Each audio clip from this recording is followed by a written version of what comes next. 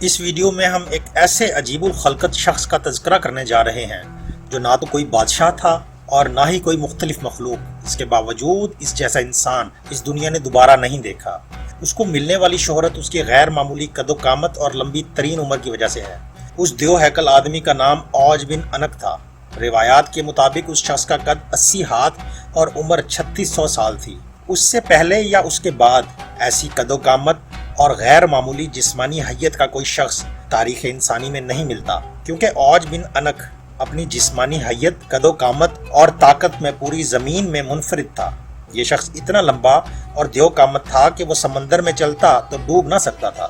اونچے اونچے درخت اور پہاڑ اس کے سامنے چھوٹے معلوم ہوتے تھے۔ اس کی لمبائی اور قد اتنا لمبا اور بھاری تھا کہ دوسرے لوگ اس کے سامنے کیڑے مکوڑوں کی مانند لگتے تھے۔ اس دیو نما انسان کے بارے میں تاریخی اور اسرائیلی روایتوں میں بہت کچھ ملتا ہے، اور اس شخص کے بارے میں بہت سی کہانیاں اور قصے مشہور ہیں۔ اس ویڈیو میں ہم آپ کو اس عجیب الخلقت دیو ہیکل انسان کی مکمل معلومات تاریخی اور اسرائیلی روایات کی روشنی میں بیان کریں گے۔ لیکن ویڈیو میں آگے بڑھنے سے پہلے تمام دوستوں کو خوش آمدید کہتے ہیں، اور نئے آنے والے دوستوں سے گزارش کرتے ہیں کہ ہمارے اس چینل کو سبسکرائب کر لیں اور اس ویڈیو کو لائک اور اپنے دوستوں کے ساتھ شیئر ضرور کر لیجئے۔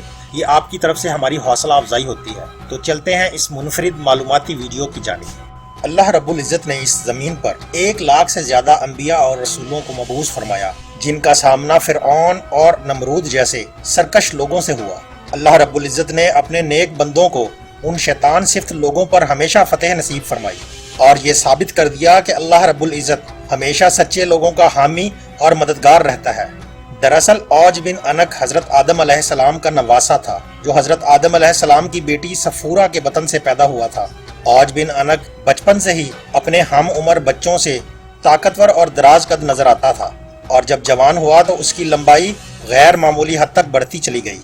روایتوں کے مطابق اس کا قد 80 ہاتھ تھا۔ اوج بن انک نہایت ہی سرکش، کافر اور جابر شخص تھا۔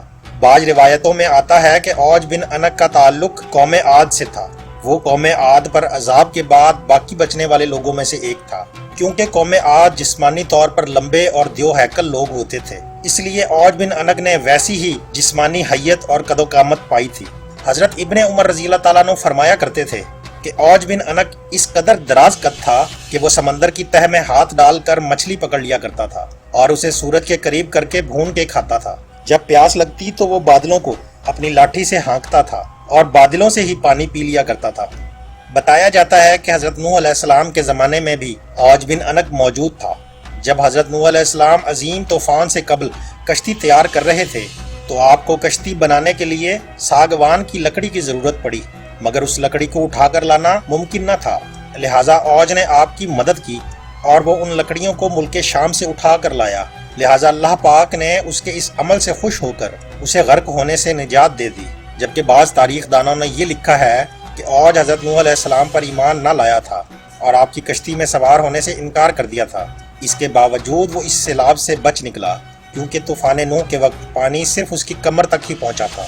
مگر بعض علماء نے اس بات کی سخت تردید کی ہے، کیونکہ قرآن کی آیتوں کے مطابق طوفان نوح کے وقت حضرت نوح علیہ السلام کی کشتی میں سوار ہونے والے اہل ایمان کے علاوہ کوئی شخص بھی زمین پر باقی نہ بچا تھا۔ روایتوں کے مطابق غیر معمولی قد و قامت کے ساتھ اوج بن انک نے بہت لمبی عمر بھی پائی تھی۔ بتایا جاتا ہے کہ اس کی عمر 3600 سال تھی۔ وہ حضرت آدم علیہ السلام کے زمانے سے حضرت موسیٰ علیہ السلام کے دور تک زندہ رہا، اور پھر حضرت موسیٰ علیہ السلام نے اس سرکش شخص کو قتل کیا۔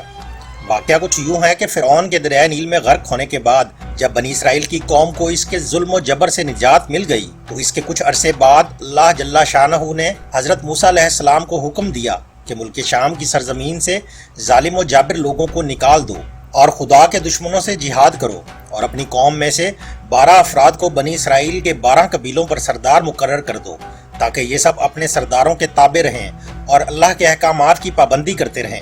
چنانچہ حضرت موسیٰ علیہ السلام نے اپنی قوم کے 12 قبیلوں پر ان میں سے 12 افراد کو سردار مقرر کر دیا۔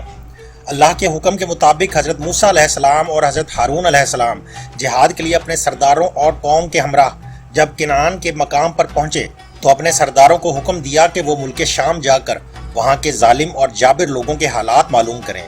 جب یہ لوگ وہاں پہنچے اور وہاں کے حالات معلوم کیے تو انہوں نے وہاں ایک بہت بڑے قد و قامت والا انسان دیکھا جس کا نام اوج بن انک تھا۔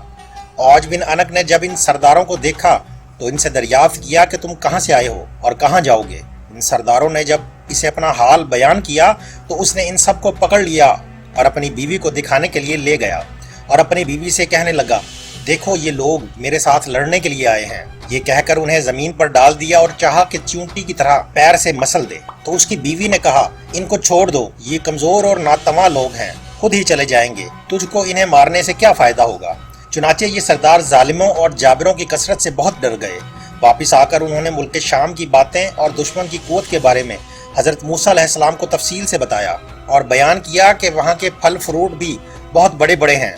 अगर एक दाना अनार का निकालें तो आदमी सैर हो जाए। इसी तरह अंगूर भी बहुत बड़ा देखा कि अगर एक दाना खा लें तो जी भर जाए और दूसरा ना खाया जाए।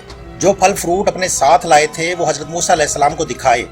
हजरत मूसा अलैहिस्सलाम ने उनसे कहा कि अपनी कौम के लोगों से शाम के लोगों और उनकी कुव्वत के बारे में कुछ बयान मत करना, क्योंकि ये लोग तो पहले ही बुज़दिल हैं और जिहाद से भाग जाएंगे।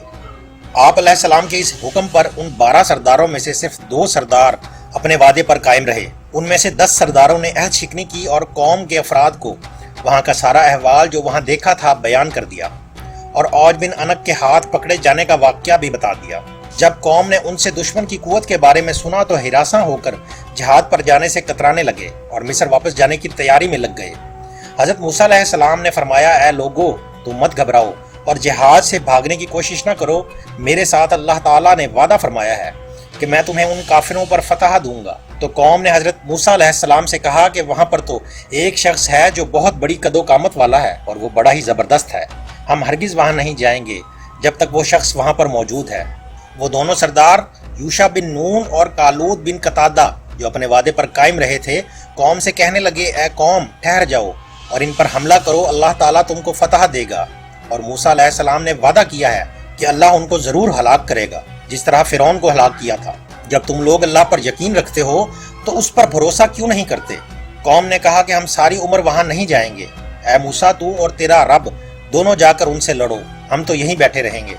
हजरत मूसा अलैहिस्सलाम ने उनसे गुस्सा होकर उनके लिए अल्लाह से बद्दुआ की, जिसकी वजह से शाम की फतह में 40 साल की ताखीर हुई। इस मुद्दत में बनी इसराइल के नाफरमान लोग जंगलों में भटकते रहे।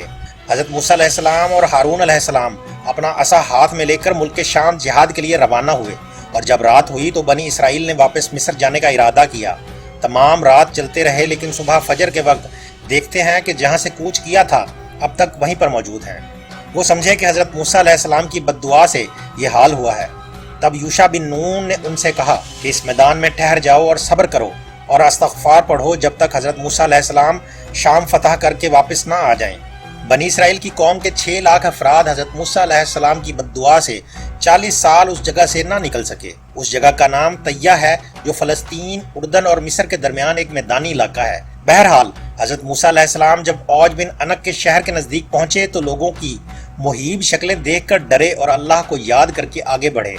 जब औज बिन अनक ने उनको देखा तो चाहा कि पकड़कर चींटी की तरह मसल दे और कहने लगा कि तू ही बनी इसराइल का वो सरदार है जिसने फ़िरौन को उसकी कौम के साथ दरियाए नील में गर्क कर दिया था। ये कहकर उसने हमला कर दिया। हजरत मूसा अलैहिस्सलाम ने 10 गज उछलकर अपना असा इतनी जोर से उसके टखने पे मारा कि वो वहीं गिरकर मर गया।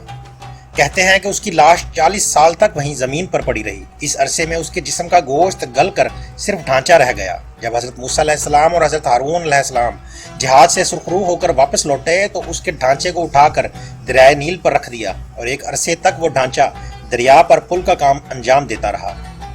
मखलूक हुआ कितनी ही सरकश और कदावर क्यों ना हो, तो उसकी ताकत और कुव्वत रेत की तरह ढेर होकर रह जाती है और ये बाद में आने वाले लोगों के लिए निशाने इबरत बन जाती है। दोस्तों, उम्मीद है आपको आज की ये वीडियो पसंद आई होगी। वीडियो को सब्सक्राइब, लाइक और शेयर करना ना भूलिए। मिलते हैं किसी और दिलचस्प और मालूमाती वीडियो में, तब तक के लिए इजाजत दीजिए। अल्लाह निगहबान।